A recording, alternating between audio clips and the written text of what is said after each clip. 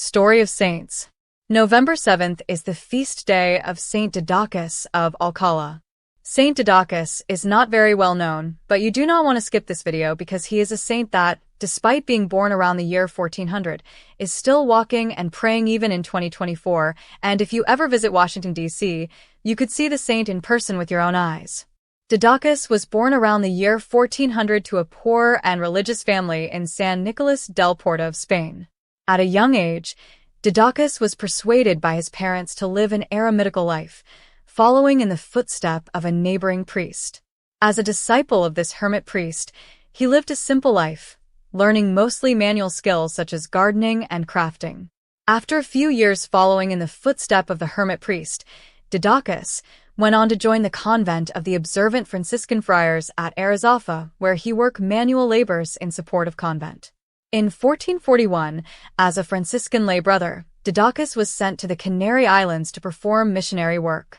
Despite his lack of formal education and being illiterate, having learned only manual labor from the hermit priest in his younger life, many of his Franciscan brothers recognized his intense devotion to God, which resulted in Didacus being appointed as a chief guardian of the friary in the land where he performed missionary work.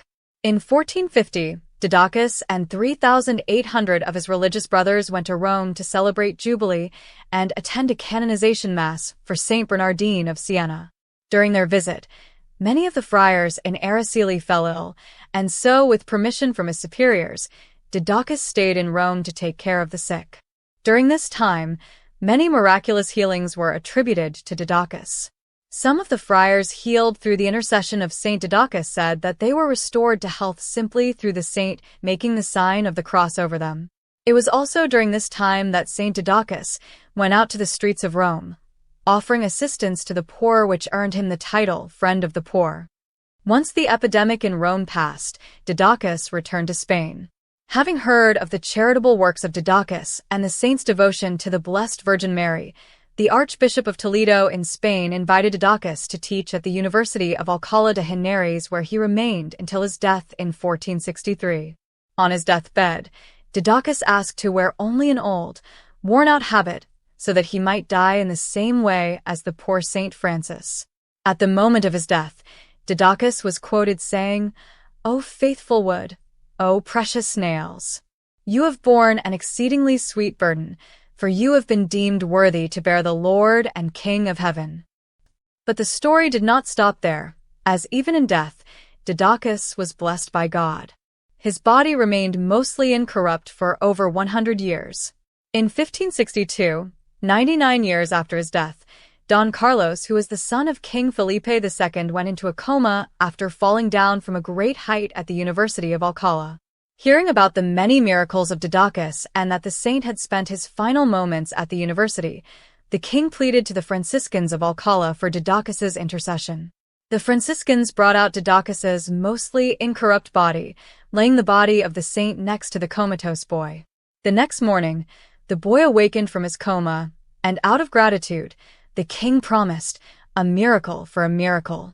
He commissioned an inventor named Giuliano Turiano to create an automaton of Saint Didacus so that the deceased saint could walk and pray forever. The spring-powered automaton remains functioning today, nearly 500 years later, in the Museum of American History at Washington, D.C.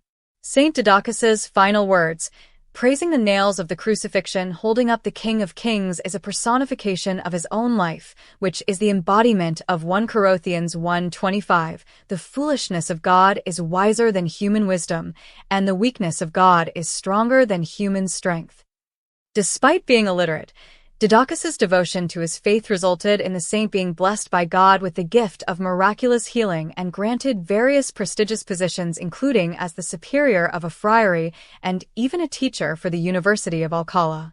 Let us pray for Saint Didacus's intercession in our life, so that when we feel hopeless and despair, we may turn to God, asking him to turn our weakness into strength. In order to continue learning about a new saint every day, click the subscribe button below and ring the bell to turn on your notification. Thank you, and may God be with you always.